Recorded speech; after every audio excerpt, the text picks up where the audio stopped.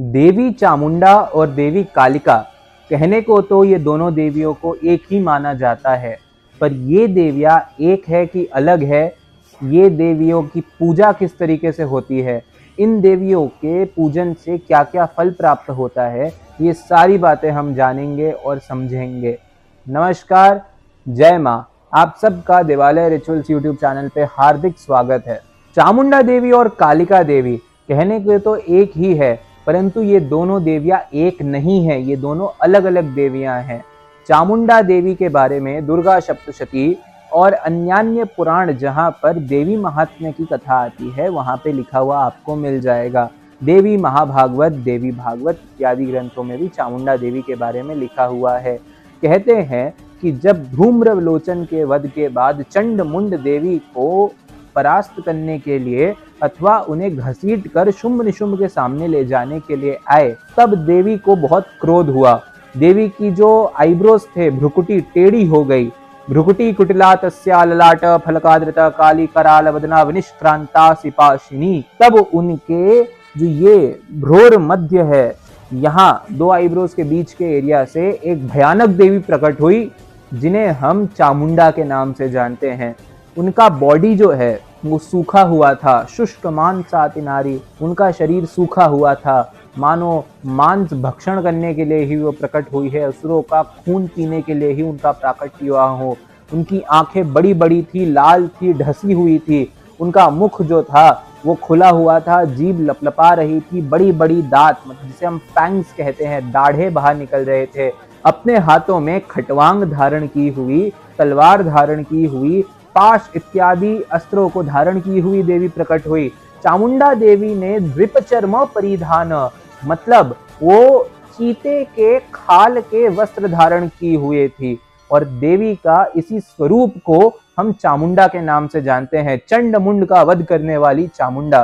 पर फिर आपके मन में ये क्वेश्चन आएगा कि वो तो काली ही थी, क्योंकि कहते हैं कि काली कराल वदना विनिष्क्रांता सिपाशिनी, तो आप उनको काली से अलग कैसे कह रहे हैं, ये क्वेश्चन आप मुझसे कर सकते हो। सुनिए, देवी महात्म्य में ही कहा गया है कि जब पार्वती देवी के शरीर से कौशिकी अलग हो गई तो उनके शरीर का रंग काला पड़ गया और उनका नाम हो गया कालिका देवी, जो हिमाचल में रहने वाली रूप से विख्यात हुई, वो कालिका देवी है। 10 महाविद्या कहे गए हैं, काली तारा महाविद्या षोडशी भुवनेश्वरी भैरवी छिन्नमस्ता च विद्या धूमावती स्वतः बगला सिद्ध विद्या च मातंगी कमलात्मिका एतदश महाविद्या सिद्ध विद्या प्रकीर्तितः।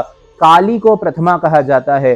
ये काली जो है वो परब्रह्म स्वरूपिणी आद्या शक्ति ही है।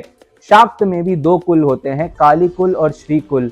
काली कुल की जो अधिष्ठात्री देवी है वो है कालिका देवी। उनका शरीर जो है वो नव यौवन संपन्नाम है, मतलब एक नव युवक स्त्री के समान या नव युवक महिला के समान उनका शरीर हृष्ट पुष्ट है। उनकी सुंदरता विश्व को मोहने वाली है। वे कराल दिख सकती है क्योंकि उनके गले में मुंडमाला इत्यादि धारण किए हुए हैं, पर वे चामुंडा जैसी पतली दुबली, मतलब शुष्क मांस वाली नारी नहीं है। तो आप कहोगे तो हम तो यही कहानी सुनते आ रहे हैं कि कालिका देवी ने चंडमुंड को मारा और उनका नाम चामुंडा पड़ गया।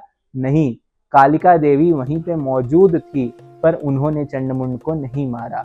जो देवी कौशिकी के भ्रुकुटी के मध्य से प्रकट हुई थी, उन्होंने चंडमुंड को मारा, उन्होंने रक्तबीज का वध किया। तो ये हो गई बात कालिका और चामुंडा की। इसका एक फॉलोअप क्वेश्चन आप मुझसे ये पूछ सकते हो कि अगर आप कहते हो कि चामुंडा ने रक्तबीज का खून पिया और चंडमुंड को मारा, तो फिर महादेव की छाती पे किसने पैर रखा? तो ये आपको मैं बात बता दूं, किसी भी पुराण में ये बात प्रामाणिक नहीं है कि देवी ने रक्तपान किया और रक्तपान करके वे रक्त के प्रभाव से उन्मत्त हो भगवान शिव के छाती पर पैर रख दी और उनका जीवा निकल गया। ये कहीं पे भी वर्णित नहीं है। ये एक बहुत ही गुप्त बात है जो मैं आपको नहीं बता सकता, पर अभी के लिए आप ये जरूर जान लीजिए कि देवी का जो वो स्वरूप है वे तंत्रों से निकल के आता है। त्रिपुर रहस्य इत्यादि ग्रंथों में देवी के उस दिव्य स्वरूप का वर्णन किया जाता है, जो परब्रह्म स्वरूपिणी कालिका का प्रतीक है, जो इस सृष्टि के सृजन कार्य से लेके अंत काल, मतलब संहार तक के साइकिल को दिखाता है। ये कहानी मार्कंडेय पुराण में नहीं है, ना ही वामन पुराण में है, ना देवी भागवत में आपको मिलने वाली है कि काली माँ ने खून पी के शिव जी के छाती पर पैर रख दिया है। अब बात आती है कि ये चामुंडा देवी कहाँ रहती है और कालिका देवी कहाँ रहती है, दोनों की पूजा कैसे होती है, क्या होता है। काली की पूजा का अपना एक पद्धति है, आप गुरु परंपरा से उसे प्राप्त कर सकते हैं। कालिका देवी का मंत्र होता है, कालिका देवी की पूजा भी अलग तरीके से होती है, षोडशोपचार पूजा होती है, पंचोपचार पूजा होती है, नाना विधि से पूजा होती है। चामुंडा देवी की पूजा भी वैसे होती है, पर चामुंडा देवी की विशेष पूजा की जाती है संधि पूजा के समय। मतलब जब शरद नवरात्रि आते हैं उसमें जो अष्टमी और नवमी के बीच का जो स्थान होता है उसको संधि पूजा का समय कहते हैं। उसमें देवी ने चंडमुंड का वध किया था।